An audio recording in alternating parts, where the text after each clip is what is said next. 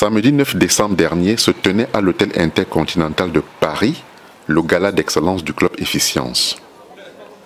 Un club qui se définit comme étant le cercle de réflexion d'initiatives économiques créé en 2008 pour développer des synergies socio-professionnelles.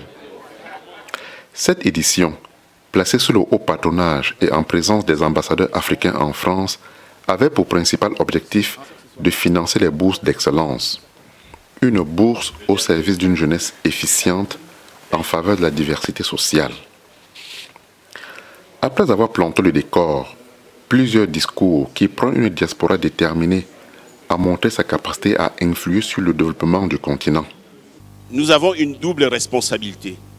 Celle d'être les meilleurs ambassadeurs de nos continents dans les pays d'accueil. Et cette deuxième responsabilité, de s'atteler pour la réussite et le développement de notre continent. L'Afrique a de nombreux défis à relever, mais elle recèle aussi d'excellents atouts sur les plans politiques, économiques, commerciaux et culturels. Toutes les études l'attestent, l'Afrique verra sa démographie exploser d'ici 2050 avec tout ce que cela représente en termes d'opportunités de croissance. Selon les dernières projections des Nations Unies, l'Afrique devrait doubler sa population, passant d'1 milliard d'habitants actuellement à près de 2,4 milliards en 2050, dont la moitié aura moins de 25 ans. Parce que personne ne comprend mieux les problèmes de l'Afrique que les Africains eux-mêmes.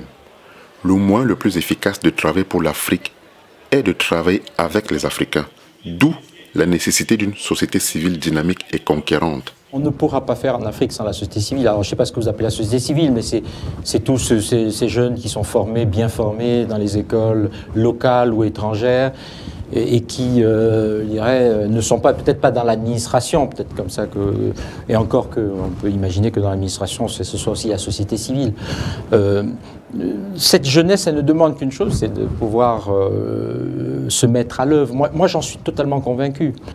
Et quand on parle de société civile, il ne faut pas simplement voir la société civile sous l'angle contestation, sous l'angle social.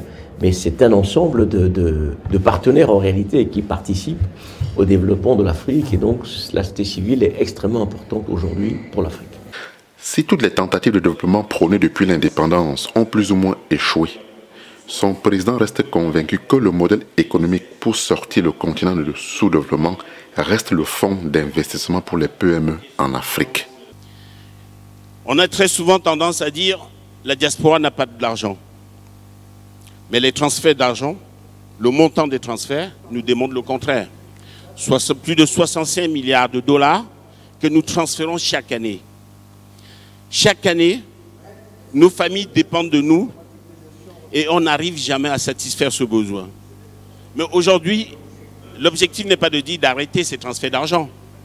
On sait tous que ces transferts d'argent, ça aide socialement. Ça empêche nos familles de sombrer dans la pauvreté. Mais soyons conscients, s'il y a quelque chose qu'il faut retenir ce soir, les transferts d'argent ne permettent pas le développement du continent. Plusieurs fils et filles d'Afrique basés en France recevront pour la circonstance le prix d'excellence 2017. Le prix que tu mérites bien. Un moment de vive émotion autour de l'excellence africaine avec Singila, Manu Dibango et compagnie.